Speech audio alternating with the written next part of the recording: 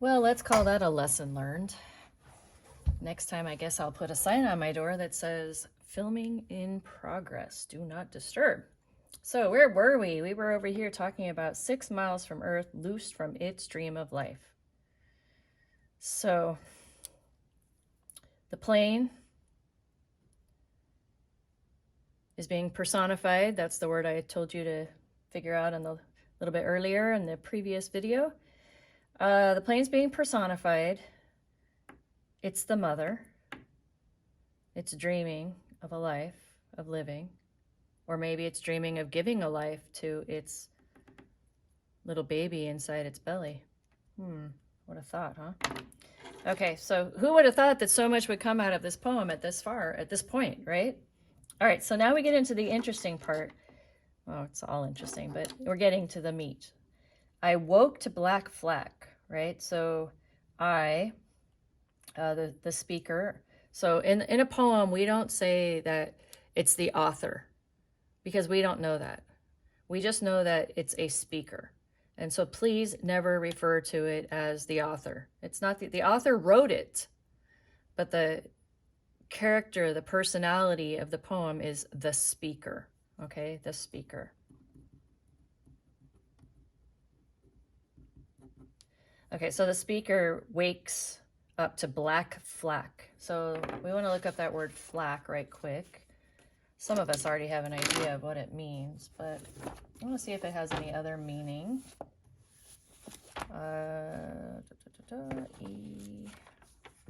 E-F-I-J-K-L.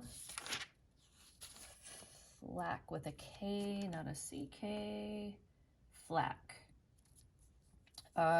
Aircraft guns, the bursting shells fired from flak. So it kind of means two things. Right?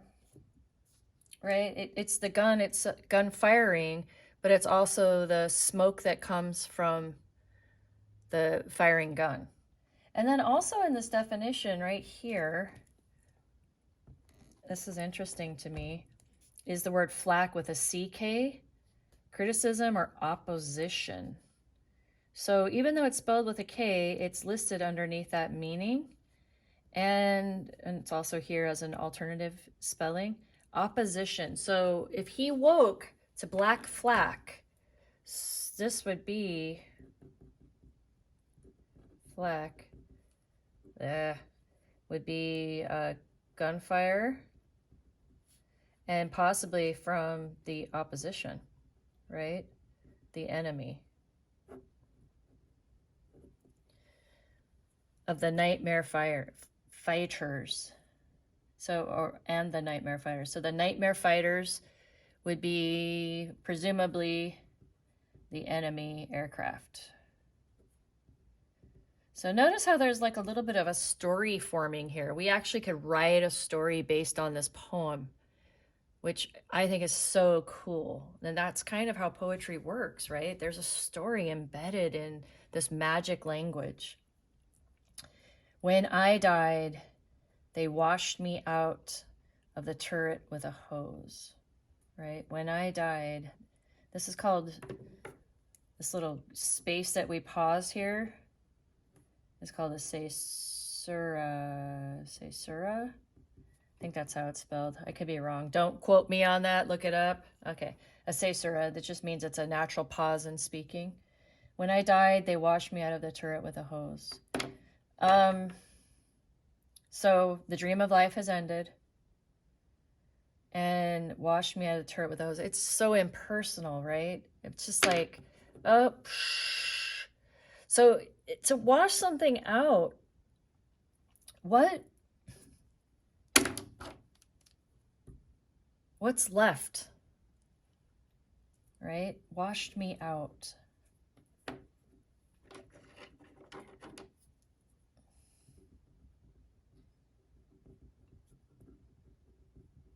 What's left of the fighter? I think this is critical because, you know, wash me out, or to wash out something, we usually use that term when we're talking about removing a stain, for example, right? I spilled something on my pants. So I'm going to wash them out.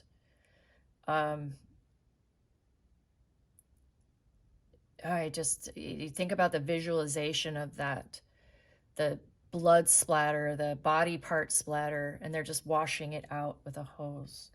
So this is very impersonal. Right? So that kind of confirms the idea that he's just an animal, right? He's an animal. He's just the gunner, not a person, not a valued person, especially. All right, so we've got this done here. Let's put it all back together, right? So let's read it, and then let's think about what the overall meaning of it is. From my mother's sleep, I fell into the state, and I hunched in its belly till my wet fur froze. 6 miles from earth, loosed from its dream of life, I woke to Black Flack and the nightmare fighters. When I died, they washed me out of the turret with a hose. So hopefully, as I was reading, you were visualizing, right? You were seeing these different pieces and allowing them to fall into place in the poem to create basically a movie of what's happening, right? A scene, so that we have a sense of what this poem means. We can start making meaning at this point. We can analyze. I hope that this is making sense for you. The next thing I want to bring to your attention is the need for a notebook, right? Hopefully you've been writing notes and keeping tabs on all the stuff that I'm writing here for the poem. But the next piece we want to do is we actually want to start writing. So we have to come up with some themes. So I'm going to title this The Death of the Alternate Gunner. And there's things that come to mind first really, really quickly, and that is military lives are not valued. Okay, so it's a pretty basic statement. Military lives are not valued. Very, very surface theme there. We want to go deeper, though. And when we think about it in a deeper way, we realize that when you commit to this way of life, right, that military state becomes your mother. That plane becomes your mother, and you're part of that whole machine, that mechanism. And they're so important to him. But is he important to it, right? He's replaceable. So let's go a little deeper, that while serving means a great deal to the gunner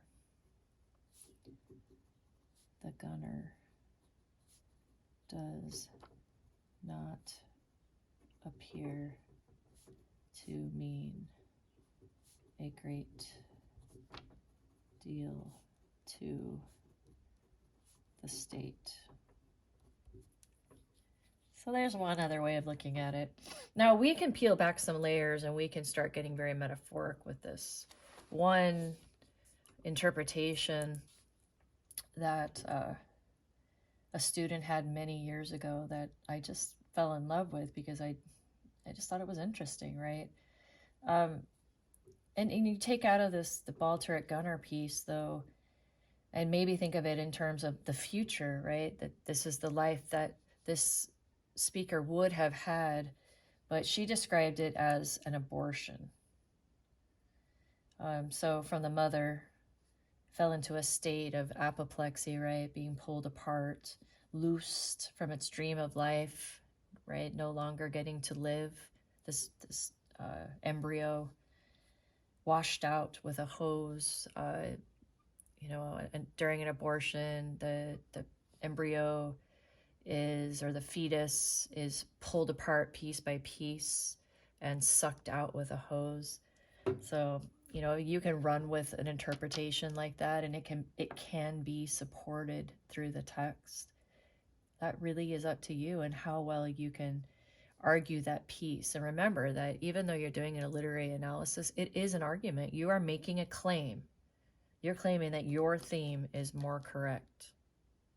Okay?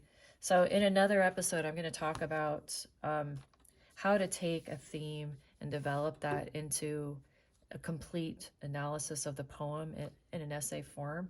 I'll do that in the future, but right now I think we've had enough of analysis, and I thank you for joining me today, and I hope you'll come back for another episode. Keep writing. Stay happy.